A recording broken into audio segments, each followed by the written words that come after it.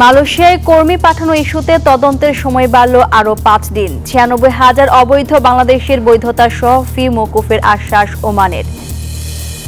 ১৫ June পালিত হবে পবিত্র হজ, মুসল্লিদের নিরাপত্তায় নানা ব্যবস্থা। সৌদি সরকারের সার্বিক ব্যবস্থাপনায় সন্তুষ্টি প্রকাশ ধর্মমন্ত্রীর। এবং নরেন্দ্র মোদীর নয়া ক্যাবিনেটে স্বরাষ্ট্র, পররাষ্ট্র, প্রতিরক্ষা মন্ত্রী অপরিবর্তিত। প্রথম অগ্রাধিকার দেওয়া হবে প্রতিবেশীদের, জানালেন এস জয়শঙ্কর। স্বাগত জানাচ্ছি প্রবাসী নিউজ 24 সংবাদে।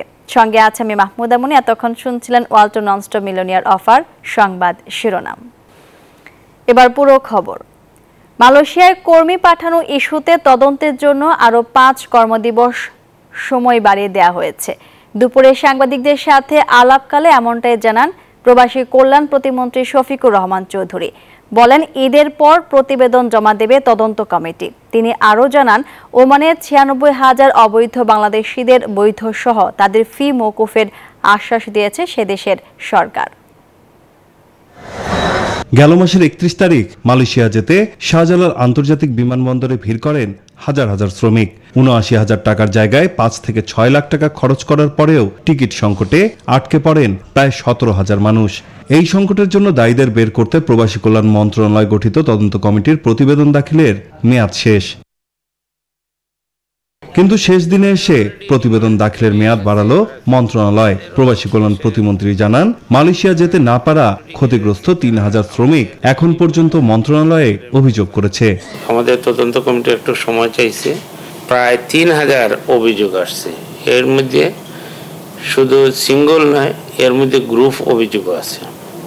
সেই হিসাবে আমরা আমাদের তদন্ত টিমকে বলছি যে যেহেতু ৫ দিন বাড়ানো হয়েছে, এর ভিতরে যা অভিযোগ আসবে সেগুলো আমলে নিয়ে আসার জন্য।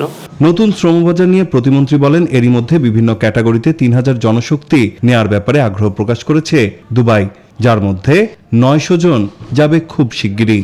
এছাড়া শ্রমবাজার খুলে দিয়েছে কাতার। পাশাপাশি অবৈধ ৯৬,০০০ বাংলাদেশি কর্মী বৈধ করা ও তাদের জরিমানা মওকুফের আশ্বাস দিয়েছে ওমান।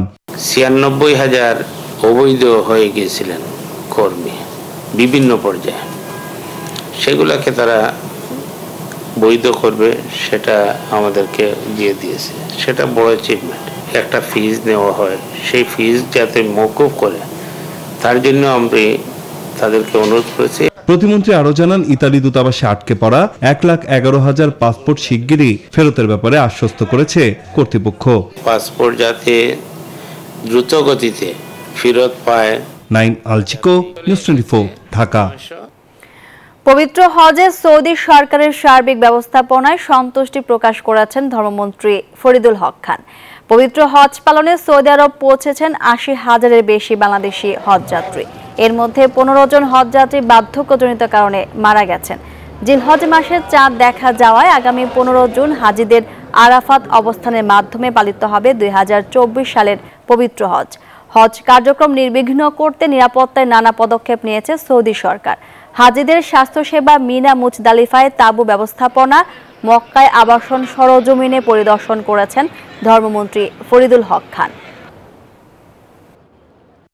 আমরা বিশ্বাস করি যে আমাদের যতই আমরা বলি না কেন যে আমাদের এই ৫ দিনের যে কার্যক্রম, অর্থাৎ মিনা, মুজদালিফা, আরাফা, ওইসব জায়গায় যে বিভিন্ন অনেকে বলে থাকে কষ্টকর, কিন্তু আশা করি ইনশাল্লাহ এই কষ্টটুকু হবে না।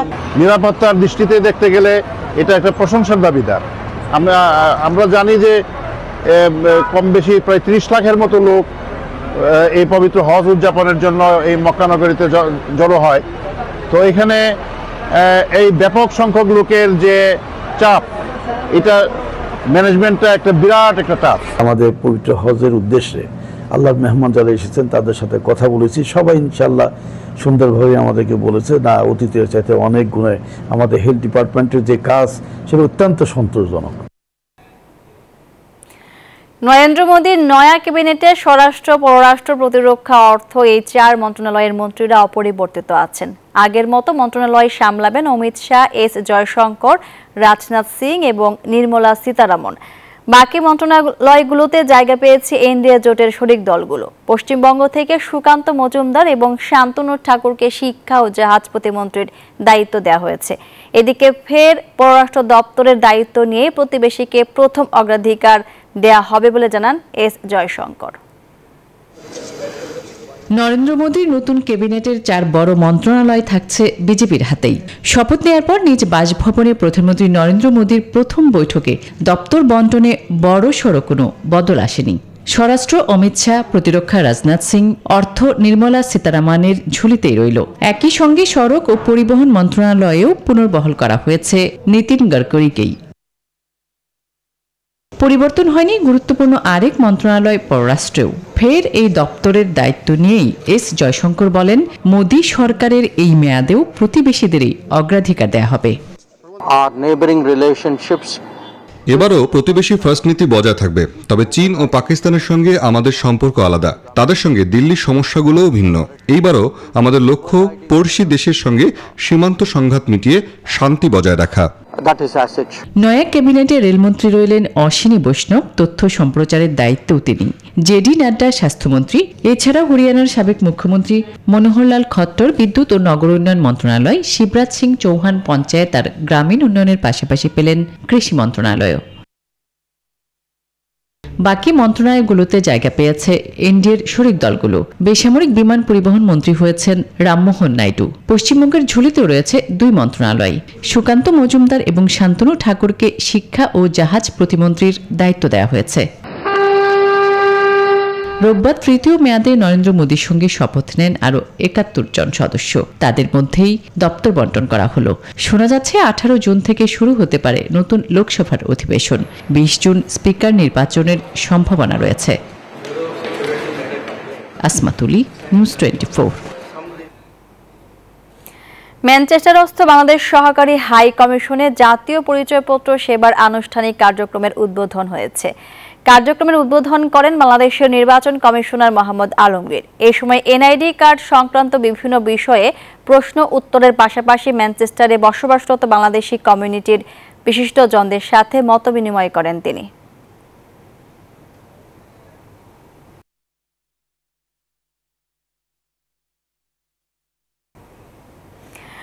অস্ট্রেলিয়ার সিডনিতে গ্রাম বাংলার ঐতিহ্যবাহী পিঠা পার্বণ অনুষ্ঠানের আয়োজন করে নৃত্যাঞ্জলি ডান্স একাডেমি। সিডনির ল্যাকেম্বায় নৃত্যাঞ্জলি একাডেমি হলরুমে আয়োজিত অনুষ্ঠানে প্রবাসে জন্ম নেওয়া ও বেড়ে ওঠা প্রজন্মকে বাংলা সংস্কৃতির সাথে পরিচয় করানো হয়। এছাড়া বাংলা হাতের লেখা প্রতিযোগিতা, শাড়ি গহনার প্রদর্শনী, ফটো বুথ ও দেশীয় হরেক রকম পিঠাপুলি দিয়ে অতিথিদের আপ্যায়ন করা হয়।